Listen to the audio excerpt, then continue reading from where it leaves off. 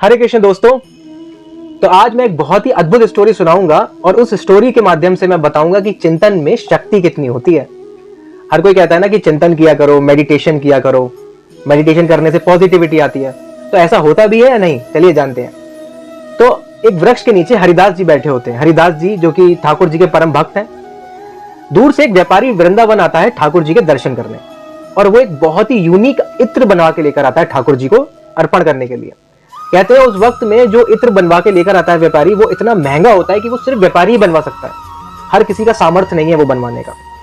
फिलहाल जब ये पहुंचता है मंदिर के प्रांगण में तो कपाट बंद हो चुके होते हैं। तो गोस्वामी जी इससे कहते हैं कि आप शाम को आइएगा। अब ये कहता है गोस्वामी जी शाम को तो मुझे वापस जाना है। तो गोस्वामी जी कहते हैं जो रूल्स हैं वो तो रूल्स हैं, उसमें क्या कर सकते हैं।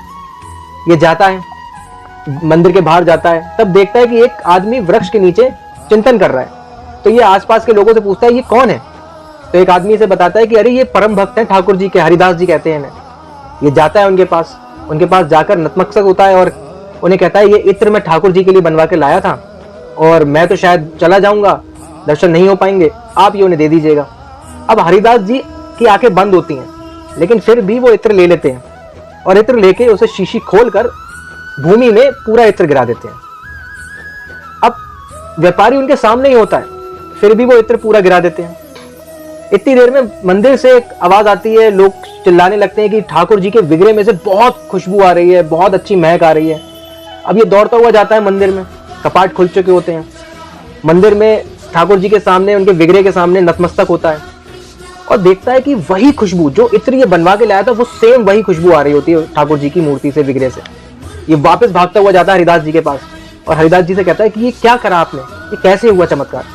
तो हरिदास जी कहते हैं कि मुझे माफ करना, पर जब तुम आए थे तब रास हो रहा था। रास क्या हो रहा था कि होली हो रही थी। ठाकुर जी अपने सखाओं के साथ थे, राधा रानी अपनी सखियों के साथ थी और ठाकुर जी का जो रंगों का पात्र था वो पूरा भरा हुआ था और राधा रानी का जो रंगों का पात्र था वो खाली हो गया था। अब जो कि मैं राधा रानी की तरफ से था, तो मैंने तुम्हारा इत्र लेकर उनके रंगों के पात्र में डाल दिया और तुम्हारा ही इत्र राधा रानी ने रंग की तरह ठाकुर जी पे फेंका। इसीलिए उनकी विग्रह से वही स्मेल, वही खुशबू आ रही है जो तुमने इत्र दिया था। तो ये छोटे छोटे चमत्कार जो है ना, ये वृंदावन में होते ही रहते हैं। ऐसे चमत्कार की बहुत सारी घटनाएं हैं और ये सारी चीजें हमें दिखाती हैं कि चिंतन में वाकई में शक्ति होती है। अगर आप सच्चे दिल से याद करो भगवान को और उसमें डूब जाओ, मेडिटेशन करो, तो आपको साक्षात दर्शन हो जाते हैं। राधे राधे लिख के जाइएगा कमेंट में। हरे कृष्ण दोस्तों।